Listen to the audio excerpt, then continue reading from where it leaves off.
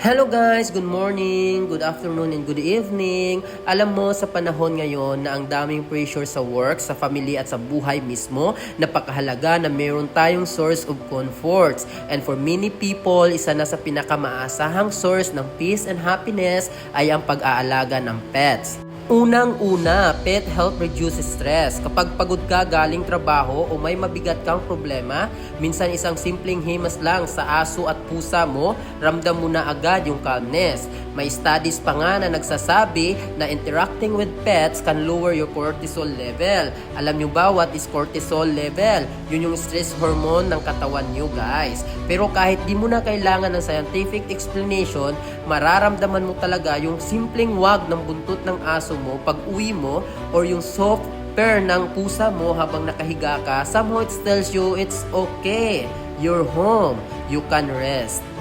Pangalawa, nagbibigay sila ng sense of routine and responsibility. Sa totoo lang, minsan tayo mismo nawawalan na ng ganang gumalaw dahil sa pagod at sadness. Pero kapag may inaalagaan kang pet, nagkakaroon ka ng reason to get up, to move, to take care of something. At sa ginagawa mong yun, nakakalimutan mo sandali yung bigat na dala mo. Caring for your pet becomes a small but meaningful purpose every day. Pangatlo, pets makes you feel less alone. Kahit minsan tahimik lang sila sa gilid mo, nandyan sila, hindi ka nila hinuhusgahan. Hindi ka nila ini-stress ang utak mo.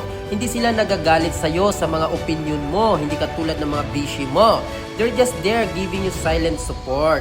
Yung presence nila sa buhay, yung footstep nila, yung lambing nila, lahat ng yan nakakatulong para hindi mo mararamdaman na mag-isa ka.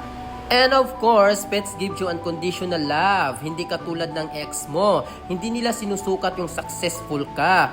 Kung may problema ka, kung malulungkot ka, for them, ikaw ang mundo nila. Kapag nakita ka nila, masaya sila. Kapag nalulungkot ka, nararamdaman nila. At yung love na yan, kahit simple, malaking bagay para ma-enlighten yung emotional burden mo. Sa huli, ang pag-aalaga ng pet ay hindi lang simpleng hobby. It's a relationship, it's a bond. It's a daily reminder that happiness can come from a simplest thing. Like a wagging tails, a soft meow, a warm cuddle. Kaya kung naghahanap ka ng natural stress reliever, ng reason to smile, at ng companion na laging nandiyan, having a pet can truly change your life.